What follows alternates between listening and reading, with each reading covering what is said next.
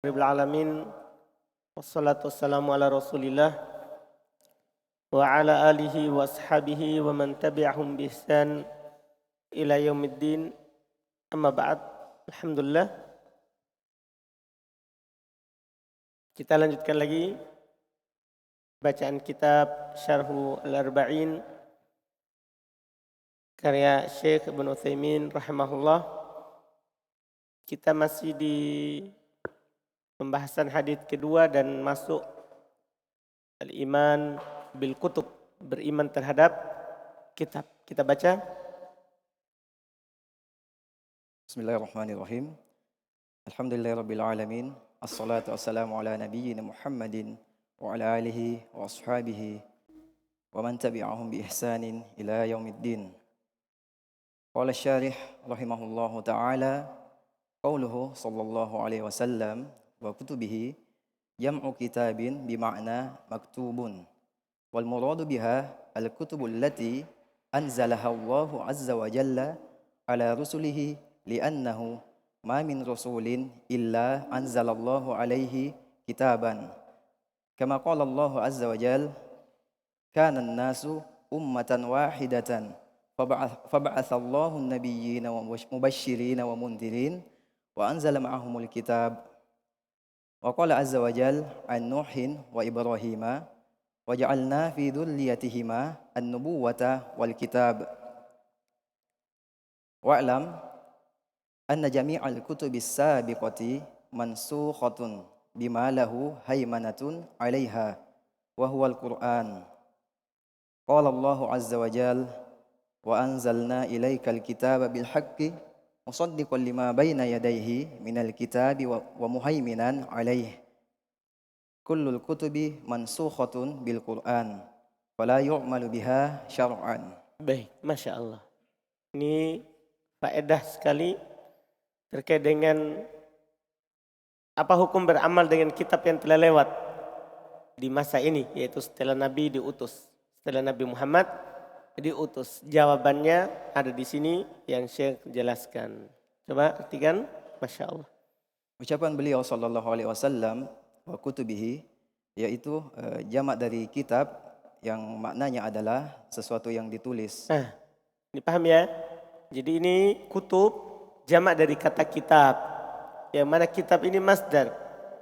Masdar itu di sini bermakna maf'ul. Bermakna maf'ul. Jadi memang dia kitab, masdar, tapi maknanya maktub, yang ditulis.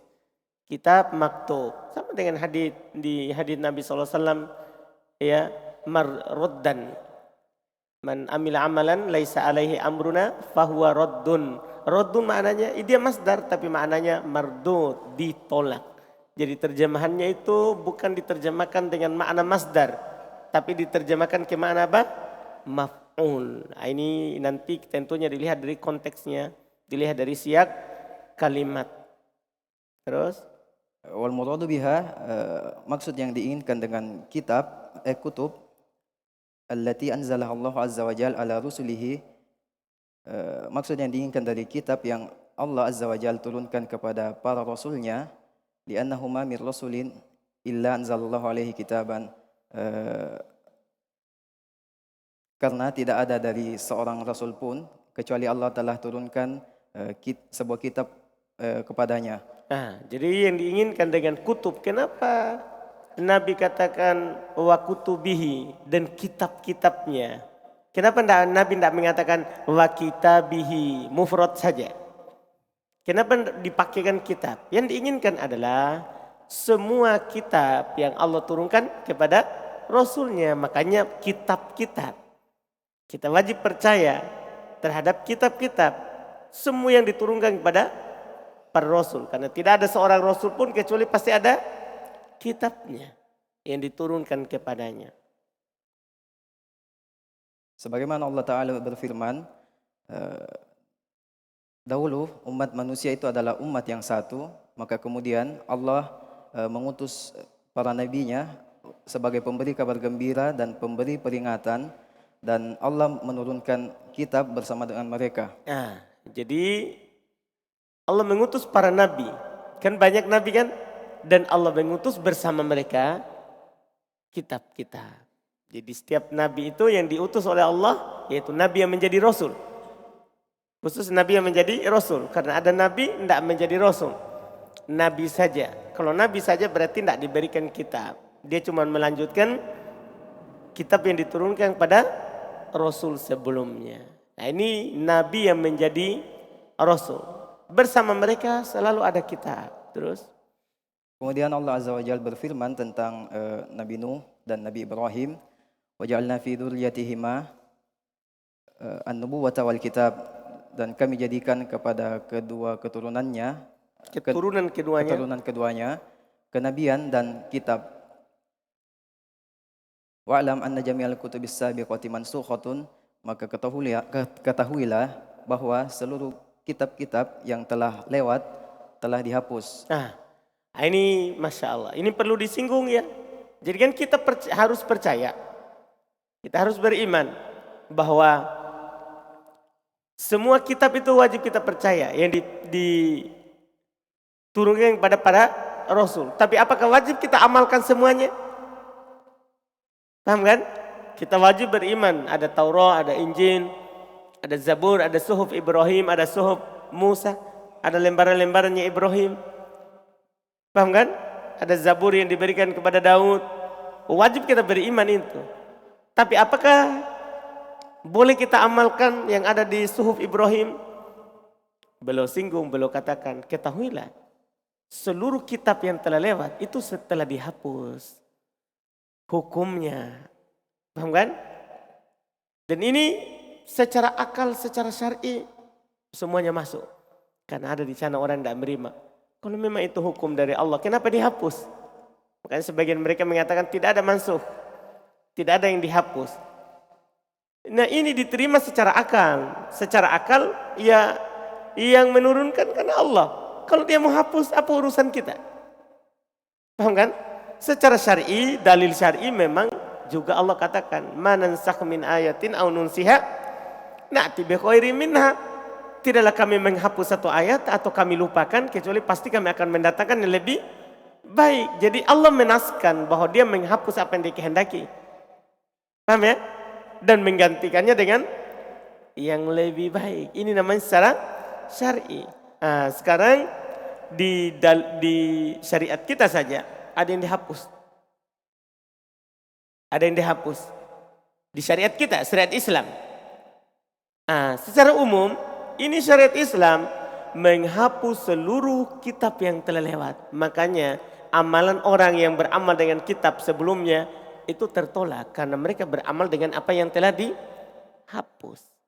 Itu alasannya. Tidak ada gunanya amalan orang yang beramal dengan kitab sebelumnya. Iya. Karena sudah terhapus dengan kitab Al-Quran. Ada dalilnya sebentar terus. Dihapus dengan sesuatu yang menjaga kitab tersebut, yaitu Al-Quran. Qala Allahu Azza wa Jalla, Allah Ta'ala berfirman, dan kami telah menurunkan kepadamu sebuah kitab dengan kebenaran untuk membenarkan apa-apa yang telah berlalu berupa kitab untuk menjaganya. Muhaiminan ini bukan menjaganya ya. Muhaiminan yang menghukuminya. Ya. Dia yang menentukan ini berlaku atau tidak. Berlaku atau tidak. Menundukkan apa yang sebelumnya. Terus seluruh kitab-kitab telah terhapus dengan Al-Quran. Fala yu'malu biha syar'an, maka secara syariat dia tidak diamalkan. Tidak boleh diamalkan.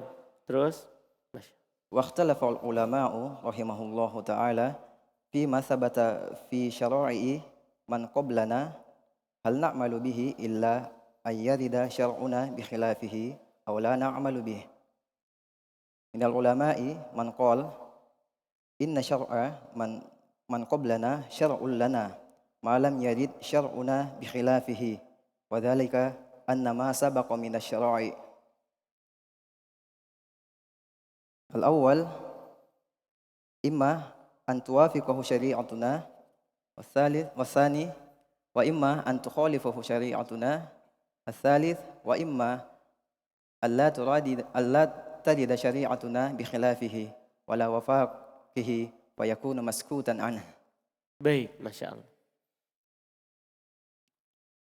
Para ulama kita berbeda pendapat rahimahullah atas apa-apa yang telah Allah tetapkan dalam syariat-syariat orang-orang yang terdahulu. Apakah kita beramal dengannya jika syariat kita datang kecuali jika syariat kita datang kecuali syariat kita menyelisihinya, atau apakah tidak diamalkan dengannya? Ini masalah.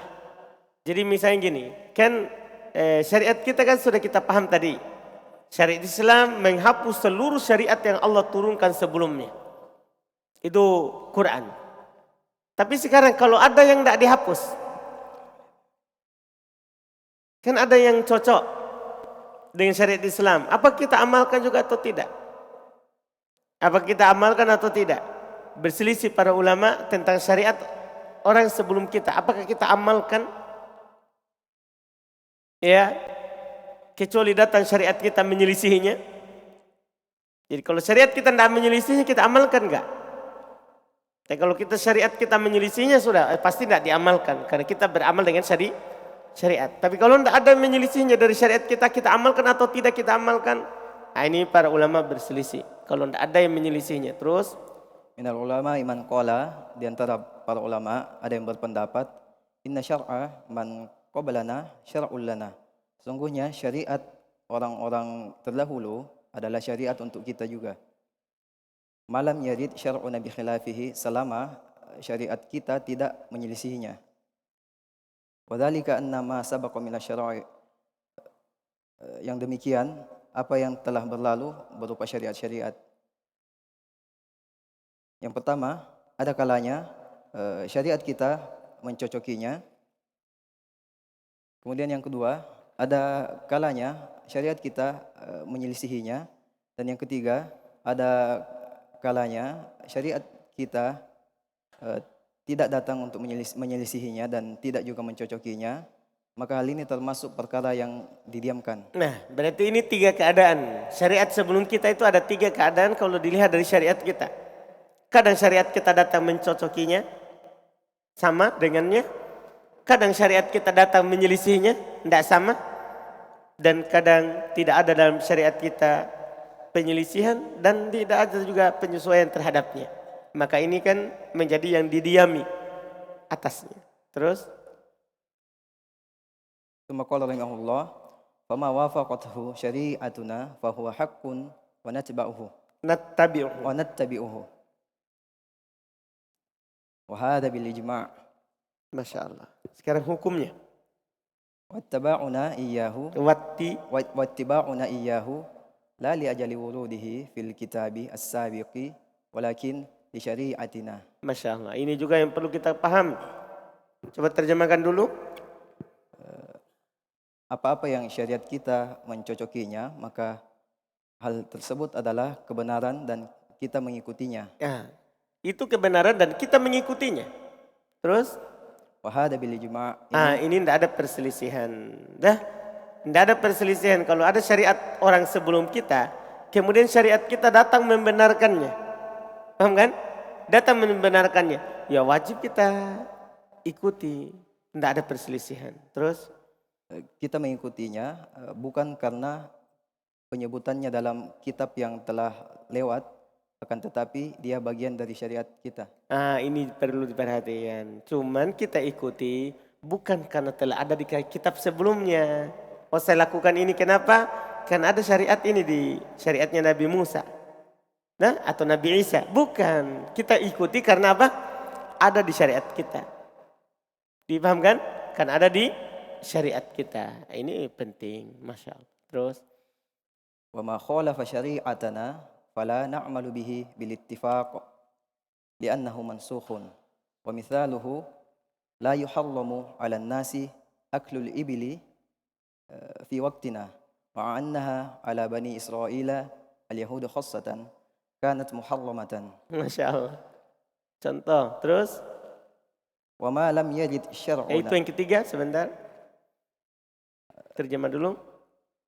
apa yang telah menyelisihi syariat kita, maka kita tidak mengamalkannya berdasarkan kesepakatan.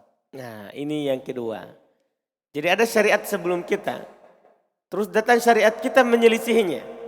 Oh, ini tidak boleh kita amalkan sama sekali berdasarkan juga kesepakatan. Tidak boleh diamalkan sepakat. Tidak ada perselisihan. Kenapa? Li'annahu mansukhun, karena terhapus. Hmm. Wa mithaluhu la yuharramu 'alan nasi aklu ibili fi waqtina. Contohnya adalah pada masa kita manusia tidak diharamkan memakan daging unta. Ma'annaha 'ala bani Israila kanat muharramatan. Bersamaan dengan itu dia diharamkan untuk Bani Israel, terkhusus orang-orang Yahudi. Nah, contoh nyata ini. Unta di syariat kita halal. Halal. Padahal di syariat Yahudi secara khusus, Bani Israel secara umum, itu haram makan unta. Apakah kita bilang tidak boleh makan unta karena diharamkan di Bani Israel?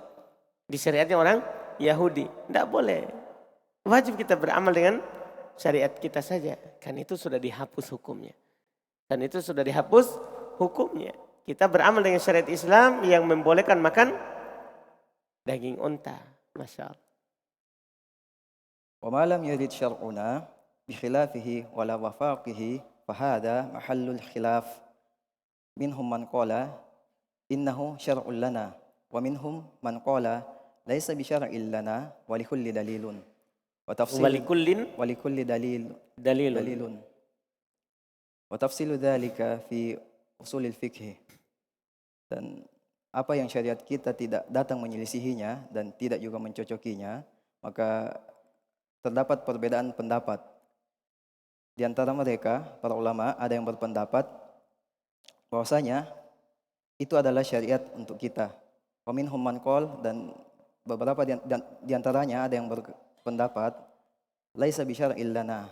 Itu bukanlah syariat untuk kita, wa likulli dalilun, dan setiap pendapat memiliki dalilnya.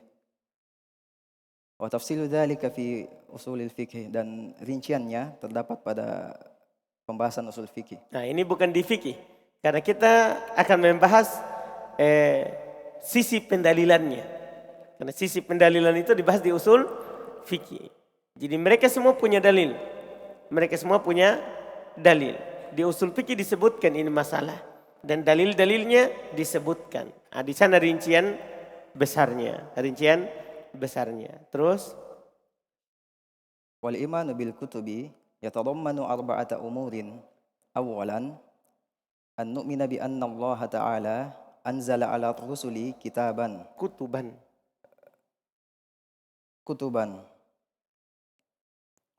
Wa annaha min indillahi walakin la nu'minu bi anna al-kutuba al-mawjudata fi aidi hadhihi al-umami hiya al-kutubu allati min indillahi li'annaha muharrafatun wa mubaddalatun. Lakin aslul kitabi al-munazzili ala rusuli al-munazzali ala rusuli nu'minu bi annahu haqqun min indillahi. Dan keimanan terhadap kitab mengandung 4 perkara. Perkara yang pertama, kita mengimani bahwasanya Allah Ta'ala menurunkan kitab kepada para rasulnya. Wa annaha min indillahi walakin la nu'minu bi anna al-kutubal mawjudata fi aydi hadhil umami hiya al-kutubul lati min indillahi li'annaha muharrafatun wa mubaddalatun. Terjemahkan. Bi anna al-kutuba, bahwa kitab-kitab yang ada di hadapan umat ini adalah kitab-kitab yang berasal dari sisi Allah. Karena dia diganti dan Apa tadi? dia diubah. Jadi kita bilang kita beriman bahwa Allah Subhanahu wa taala menurunkan kepada para rasul kitab. Kita juga percaya bahwasanya dia min indillah. Nah, ini kitab-kitab dari sisi Allah. Walakin akan tetapi Dia telah kita la nu'minu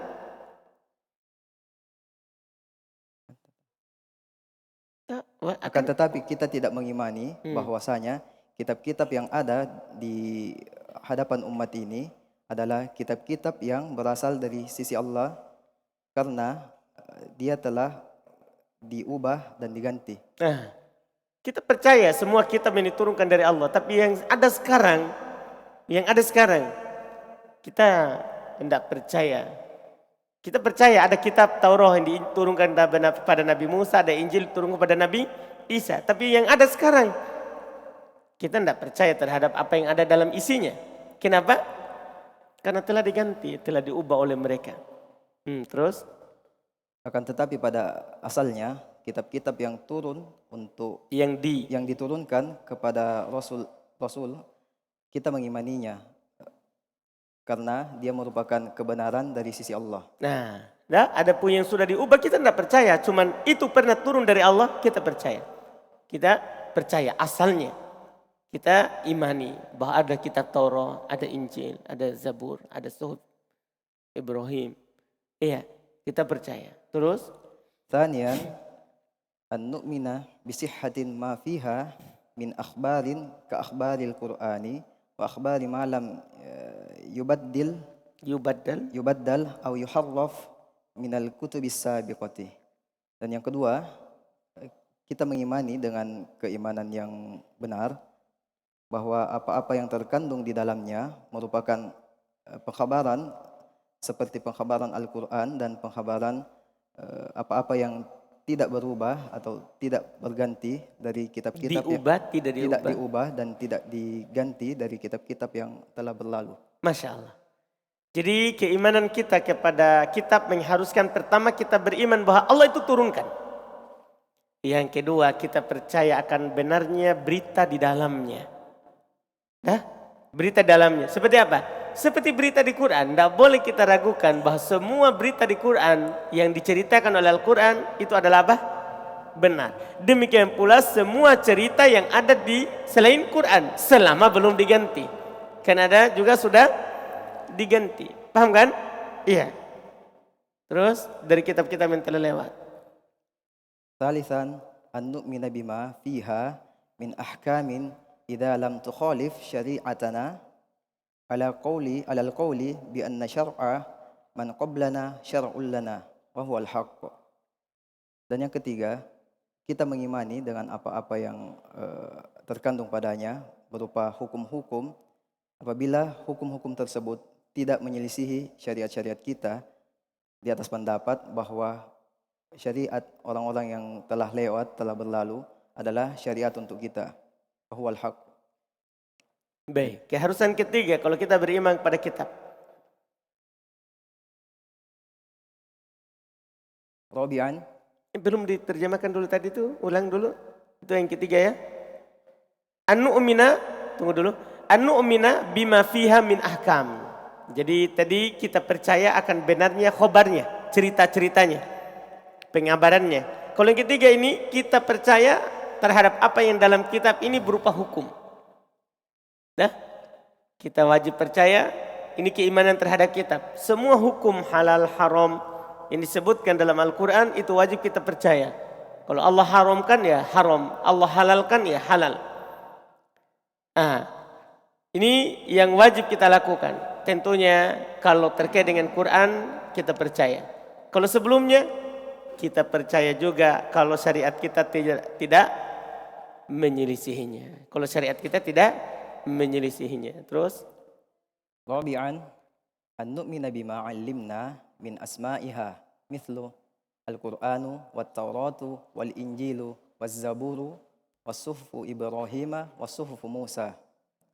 Yang keempat, kita mengimani dengan apa-apa yang kita ketahui dari nama-nama kitab-kitab tersebut. Berarti sama dengan Rasul kemarin ya, sama dengan malaikat. Malaikat kalau kita tahu namanya kita wajib imani secara khusus. Percaya namanya. Kitab juga ini sama. Kita harus beriman terhadap apa yang kita tahu dari namanya. Seperti yang belum sebutkan. Apa itu? Misal Al-Quran, contohnya Al-Quran, Taurat, Injil, Zabur, dan lembaran-lembaran Nabi Ibrahim dan Nabi Musa. Itu Quran kepada Nabi Muhammad Taurat kepada Nabi Musa, Injil kepada Nabi Isa, Zabur kepada Daud, Suhuf Ibrahim dan Suhuf Musa. Terus Lau qala rajulun ana la u'minu bi anna hunaka kitaban yusamma at-taurata fa innahu kafir. Masya Allah. Lianna al-imana billahi yatadammanu al-imana bil kutubi. Jika seseorang berkata, saya tidak beriman bahwasanya di sana ada sebuah kitab yang dinamakan dengan Taurat, maka sungguhnya dia kafir. Ada orang bilang begini, kalau ada bilang saya tidak beriman terhadap bahwa ada nama kitab Taurat, kafir. Padahal dia bukan ini kitab Quran ini yang dia tidak percaya, Taurat. Iya, bukan mengamalkan ya, percaya bahwa ada kitab yang bernama apa? Taurat. Dia bilang saya tidak percaya ada kitab yang bernama apa? Taurat. Dia dihukumi apa? Kafir. Kenapa? Oleh karena keimanan kepada Allah Ta'ala mengandung keimanan terhadap kitab. Nah, artinya kalau tidak beriman terhadap kitab, berarti tidak beriman terhadap apa? Allah yang menurunkan kitab. Itu keharusannya. Tsumma qala rahimahullahu ta'ala wa rusulihi ay an tu'mina bi rasulillahi azza wa jal wal muradu bir rusuli minal bashari wal yu'lama bi annahu yu'abbaru bi rasulin wa yu'abbiru bi nabiyyin yu'abbaru bi nabiyyin fa hal ma'nahuma wahidun? Fal jawab amma fil qur'ani fa kullu man dzukira minal anbiya'i fa huwa rasulun fa kullama wajadta fil qur'ani min nabiyyin fa huwa rasulun lakinna ma'na an-nabiyyi war rasuli yakhtalif was-sawabu fihi anna nabiyya huwa man uhiya ilaihi bi syar'in wa umira bil amali bihi walakin lam yu'mar bit tablighihi fa huwa nabiyyun bi ma'na mukhbarin. Mithaluhu Adam alaihi salam abul bashari nabiyyun mukallafun lakinnahu laysa bi rasulin lianna awwala ar-rusuli nuhun amma adamu fa nabiyyun kama sahha dzalika 'anil nabiy sallallahu alaihi wasallam.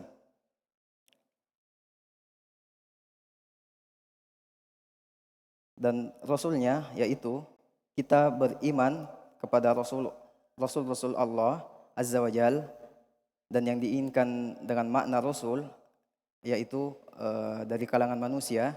Yang diinginkan dengan rasul yang wajib kita percaya ini adalah rasul dari kalangan manusia, bukan makna ya. Yang diinginkan dengan rasul yang kita imani adalah dari kalangan manusia. Waliyu'lama bi annahu, agar supaya diketahui bahwa ada yang disebutkan dengan rasul dan ada yang disebutkan dengan nabi. Apakah maknanya sama? Kadang dibilang ini rasul, ini nabi. Apakah maknanya sama? Al-jawab, jawabannya, adapun dalam Al-Quran, maka seluruh yang disebutkan dengan para nabi, maka dia itu adalah rasul. Fakullama wajadta, maka setiap engkau menemukan dalam Al-Quran penyebutan berupa nabi, maka yang dimaksud, maka itu adalah rasul. Masya Allah. Jadi ini faedah dari saya. Semua yang disebutkan dalam Al-Quran itu rasul berarti. Yang ada nabi yang disebutkan di Quran itu rasul sebenarnya. Ini faedah dari beliau. Jadi kalau ada kan tidak semua disebutkan di Quran. Tidak semua disebutkan di Quran. Tapi faedahnya kalau ada nabi disebutkan dalam Al-Quran namanya, maka dia adalah rasul. Cuman berbeda maknanya. Apa kata beliau? Akan tetapi makna nabi dan rasul berbeda. Itu dia. Nah, ini yang bedanya nanti. Semua yang disebutkan Quran itu adalah dari nabi, maka dia rasul. Akan tetapi makna nabi dan rasul itu berbeda. Apa perbedaan makna nabi dan rasul? Dan yang benarnya bahwa nabi adalah orang yang diberi wahyu kepadanya dengan syariat dan diperintahkan untuk beramal dengannya, akan tetapi tidak diperintahkan untuk menyampaikannya. Ini dia. Cuman belum bilang was-shawab. Yang benarnya ini mengesankan bahwa ada perselisihan terkait dengan perbedaan Nabi dan Rasul. Tapi yang benarnya kata Syekh, Nabi itu adalah yang diwahyukan kepadanya dengan sebuah syariat, diperintahkan untuk beramal, tapi tidak diperintahkan untuk menyampaikan. Paham kan? Ada syariatnya diwahyukan kepadanya, kemudian dia wajib beramal dengannya, terus tidak diperintahkan untuk disampaikan. Makanya nanti ada dibilang ada Nabi tidak punya pengikut. Datang di hari kiamat, ada Nabi punya pengikut 3, 4. Ada Nabi tidak punya pengikut. Kenapa? Ya kan Nabi. Nabi kan dia diturunkan syariat kepadanya, dia wajib amalkan, terus dia tidak berdakwah. Paham kan? Jadi jangan sampai kita bilang, masa Nabi tidak ada pengikutnya? Nah Ustadz saja orang tidak bisa baca kitab gundul, ada aja yang ikuti. Paham maksudnya? Paham maksudnya? Karena ini faedahnya. Karena Nabi itu diberikan syariat, terus wajib dia beramal. Tapi dia tidak wajib apa? Menyampaikan, sehingga tidak ada pengikutnya. Karena kapan orang sampaikan sesuatu, pasti ada pengikutnya. Paham ini? Walaupun salah. Iblis saja salah. Tapi dia sampaikan sesuatu, diikuti. Paham maksudnya? Makanya semua aliran sesat, yang penting dia berdakwah pasti ada pengikutnya. Nah, makanya jangan sampai dibilang, masa Nabi tidak ada pengikutnya? Ya Nabi yang bilang, ada Nabi nanti di hari kiamat datang tanpa pengikut. Kenapa bisa? Inilah rahasianya. Karena Nabi itu diwahyukan kepadanya syariat, wajib diamalkan, tapi dia tidak wajib apa? Mengajak orang lain. Paham maksudnya ini? Ini makanya beliau bilang ini yang benarnya. Supaya antum tidak bingung kalau kenapa Nabi tidak punya pengikut. Karena dia tidak mengajak orang. Dan dia tidak wajib berdakwah. Nah ini dia Masya Allah. Nabi terus. Mithaluhu Adam alaihissalam. Contohnya adalah Nabi Adam alaihissalam. Yaitu bapak dari para manusia. Yang merupakan Nabi yang dibebani syariat. Akan tetapi beliau bukanlah Rasul. Nah, Adam kan dibebani syariat. Ketika dia dalam surga dibebani dengan perintah dan larangan. Dia dilarang makan ya dari sebuah pohon. Dipahami kan? Dilarang makan dari sebuah pohon. Dia langgar, itu menunjukkan dia dibebani. Dia dibebani, tapi dia bukan Rasul. Makanya Adam tidak mengajak orang lain. Ya kan? Dia beramal dan dia tidak mengajak orang berdakwah. Terus karena Rasul yang pertama adalah Nuh. Amma Adamu fa nabiyyun kama sahha dzalika 'anin Nabi sallallahu alaihi wasallam. Masyaallah. Adapun Nabi Adam adalah seorang nabi sebagaimana telah benar Sahih tersebut dari Nabi sallallahu alaihi wasallam. Fa idza qala qail limadza lam yursal fal jawab li'anna an-nasa fi dhalikal waqt kanu ummatan wahidatan qalilina wa laysa bainahum ikhtilaf. Masyaallah. Jika seorang berkata kenapa tidak diutus sebagai Rasul? Ada orang bertanya, kenapa hanya sampai Nabi saja? Iya, enggak sampai menjadi Rasul. Ada orang bertanya begitu. Apa jawabannya antum? Jawabannya? Maka jawabannya adalah karena manusia pada waktu itu mereka adalah umat yang bersatu. Jadi tidak butuh Rasul kalau sama. Kan ada yang menyelisihi baru butuh Rasul yang mengingatkan, mengajak, ini yang berselisih. Paham kan? Iya. Manusia waktu itu satu. Terus juga jumlah mereka sangat sedikit. Sedikit, ya kan? Jumlah mereka sedikit. Ya kan dari Adam keturunannya berkembang. Manusia waktu itu sedikit. Terus? Dan tidak ada perbedaan atau perpecahan di antara mereka. Tidak ada perselisihan. Ada perselisihan tapi bukan terkait dengan syariat. Misalnya terkait dengan anaknya Adam tuh yang membunuh kan bukan syariat. Mereka berselisih. Iya, mereka berselisih. Itu disebutkan karena hasad.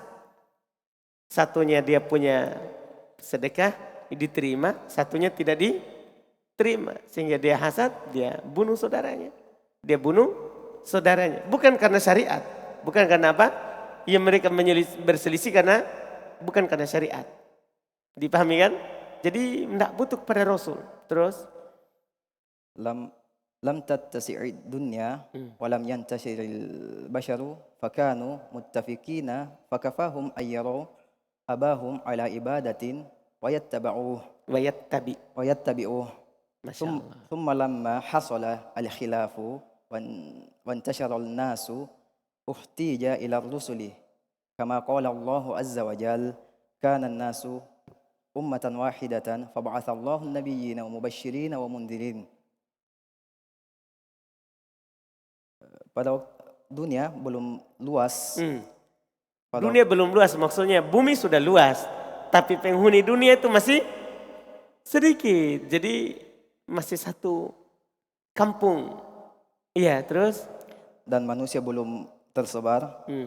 Dan maka dahulu mereka bersepakat, maka cukuplah bagi mereka untuk melihat kepada bapak-bapak mereka di atas satu bentuk ibadah dan mereka mengikutinya. Antum paham kan? Jadi dulu itu orang ya tidak perlu diingatkan. Karena mereka sedikit, cukup dia lihat Adam beribadah begini, melakukan penghambaan, anak-anaknya juga ikut melakukan seperti yang dilakukan oleh Adam alaihissalatu wassalam. Dipaham maksudnya kan? Jadi tidak butuh kepada Rasul, cukup dia lihat bapaknya. Iya, itu Masya Allah. Terus? Kemudian ketika perpecahan terjadi dan manusia telah tersebar, dibutuhkanlah Rasul. Nah, ketika berselisih dibutuhkan apa? Rasul. Ini nanti kalau di dalam pembahasan para nabi yang sebelumnya tidak butuh Rasul, ini juga terkait dengan para ulama menyinggung juga anak-anak. Jadi itu anak-anak waktu kecil tidak perlu peringatan. Tidak perlu peringatan, cukup diperlihatkan. Begini kita melakukannya. Nanti kalau mereka berselisih, maksudnya sudah mulai berakal, baru dikasih tahu. Paham kan? Sebagian orang kan dari kecil anaknya kalau ini sudah dia berikan peringatan. Ini halal, ini haram. Iya. Enggak, anak-anak belum tahu halal haram. Cukup kita perlihatkan bahwa ini tidak dilakukan, ini dilakukan. Seperti ini. Cukup dia lihat bapaknya. Dia akan ikut. Karena anak itu ikut bapak. Nanti mereka mulai melihat perbedaan dunia luar berselisih, baru diberikan peringatan. Kalau ini tidak boleh, ini boleh. Dipahamkan? Nah, ini faedah dari pengajaran para nabi dan para rasul. Sebagaimana Allah Azza wa Jalla berfirman, dulu manusia adalah umat yang satu, maka Allah mengutus para nabi sebagai pemberi kabar dan pemberi peringatan. Fa idza qala qailun ma'al faidatu minan nabiyyi ba'da Adam alaihi salam idza kana lam yu'mar bit-tabligh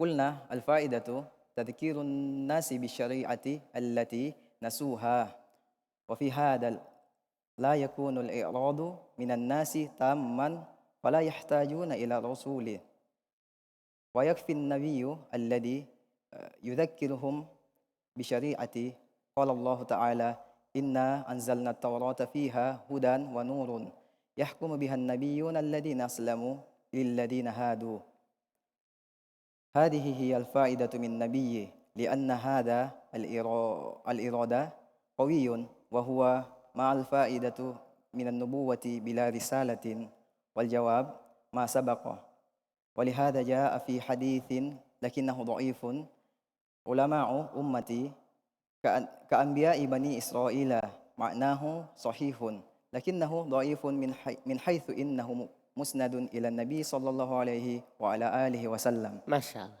Sampai situ dulu. Jika seorang berkata, lalu apa faedah dari Nabi setelah Nabi Adam alaihissalam yang jika tidak diperintahkan untuk menyampaikan? Enggak, kan ini panjang ini. Dari masa Adam sampai masanya Nuh ini kan panjang sekali. Nuh saja dia berdakwah kan, berdakwahnya Nabi Nuh. Sebelum turun banjir bandang. Berdakwahnya itu 1000 kurang Maksudnya 950 tahun dia berdakwah. Paham kan? Tidak ada yang beriman. Itu berdakwanya. Umurnya Nabi Nuh kan panjang. Panjang sekali umur manusia dulu, panjang-panjang. Ini Nabi Nuh disebutkan masa dakwanya. Sebelum itu turun 950 tahun. Iya. Sekarang apa faedahnya ada Nabi setelah Adam? Berarti sebelum Nuh ini kan banyak Nabi. Karena Nabi Nuh ini datang setelah ada perselisihan. Kan begitu antara manusia. Apa faedahnya kalau begitu Nabi sebelumnya? Nah, tidak diperintahkan untuk menyampaikan syariat. Ini faedah besar yang belum sebutkan. Setelahnya, apa itu? Maka kita katakan faedahnya adalah untuk mengingatkan manusia dengan syariat yang mereka telah lupakan. Untuk mengingatkan orang akan syariat yang mereka telah lupakan. Kan kadang orang lama-lama dia lupakan. Tapi dia lihat lagi orang baik melakukannya. Akhirnya dia ingat lagi. Nabi ini tidak sampaikan. Tapi dia cuma beramal dengan syariat sebelumnya. Akhirnya orang lihat. Ini namanya yang disebutkan oleh para ulama kita dakwah amaliyah. Karena dakwah itu ada dua. Ada dakwah di mimbar kita ngomong. Ada dakwah kita cuma lakukan. Ada orang misalnya kampung. Orang sudah lupa kepada kebaikan. Kita cuma beramal saja. Kita tidak bilang ke orang. Ayo kita lakukan. Tidak. Tapi kita perlihatkan. Kalau kita melakukan ini baik. Kalau itu kita tidak lakukan. Kan itu tidak baik. Kita cuma amalkan. Itu mengingatkan orang juga ternyata. Inilah tugasnya Nabi yang diutus ini dari masa Adam sampai masa Nuh. Mengingatkan orang tentang kebaikan. Dengan apa? Bukan dia ngomong. Tapi dengan, kan dia tidak sampaikan. Paham maksudnya kan tidak mengajak orang. Paham ini? Kalau dia mengajak orang berarti siapa dia? Rasul. Ini dia amalkan. Mengingatkan orang dengan amalannya. Paham kan? Ini Masya Allah. Ini faedahnya. Terus?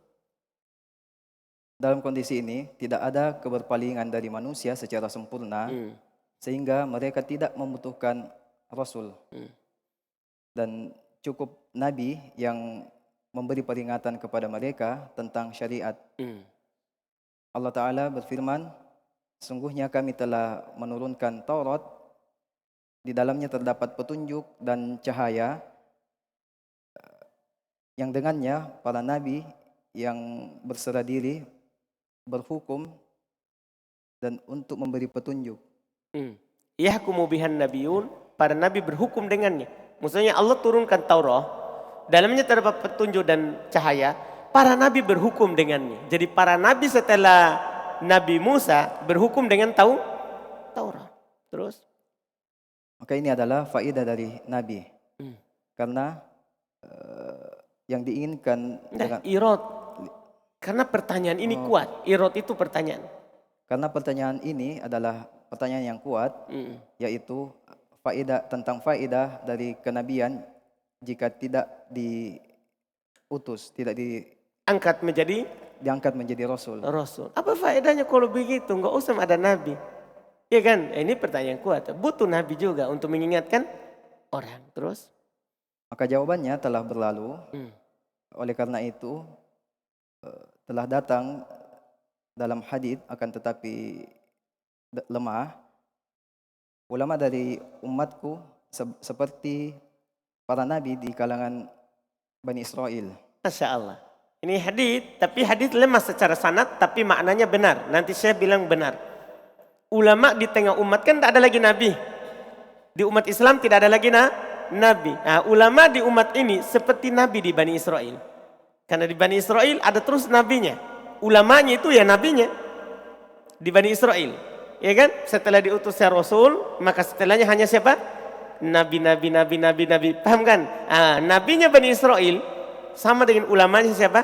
Umat ini. Kan tidak ada lagi nabi di umat Islam. Maka ulama sekarang ini, ulama yang ada dari masa para sahabat, tabi'in, atba'ut tabi'in, sampai masa kita dan sampai hari kiamat, sama dengan para nabinya Bani Israel.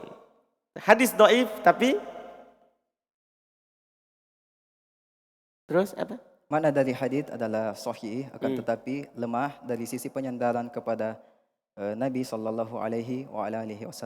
Betul. Makna hadis betul. Karena adanya ulama mengingatkan orang akan syariat yang dilupakan. Orang sudah mulai lupa, sudah mulai banyak yang berselisih. Datanglah ulama menjelaskan ini yang benarnya. Paham kan? Berarti ini seperti kedudukannya para nabi di Bani Israel. Maknanya benar. Maknanya benar walaupun penyandaran secara sanad hadis ini adalah apa? Dhaif. Hadis ini dhaif. Alhamdulillah kita cukupkan dulu. Nanti kita masuk di pembahasan berikutnya lagi. Awal Rasul adalah Nuh alaihissalatu wassalam. Akhirnya adalah Muhammad sallallahu alaihi wasallam. Alhamdulillah. Masya Allah. Kita lanjut lagi besok. Siapa besok? Oh Pak Didik besok nih. Mana Pak Didik? Tidak hadir ke Pak Didik. Pilih yang lain. Siapa tahu besok belum tidak datang juga. Sakit mungkin Pak Didik ya. Zil sudah. Zil. Sudah Zil. Sudah Zil tuh. Siapa yang belum? Yang mau? Yes. Siapa namanya? Tidak tahu nama temannya. Alhamdulillah. Berarti kita besok. Siapa lagi yang mau lusa? Setelah itu kita kembali lagi ke santri. Siapa? Butolha. Kalau Butolha pasti melancar. Dia tahun ketiga ini. Dia belajar dari Macini, ikut lagi ke Onta, ikut lagi ke Jannatul Firdaus. Kalau dia sering nih, alhamdulillah, sering dia baca. Yang yang belum, keluar yang mau boleh, yang mau. Baru setelah itu kita kembali lagi ke santri. Baik, kita cukupkan. Alhamdulillah. Subhanakallahumma hamdik, asyhadu an la ilaha illa anta astaghfiruka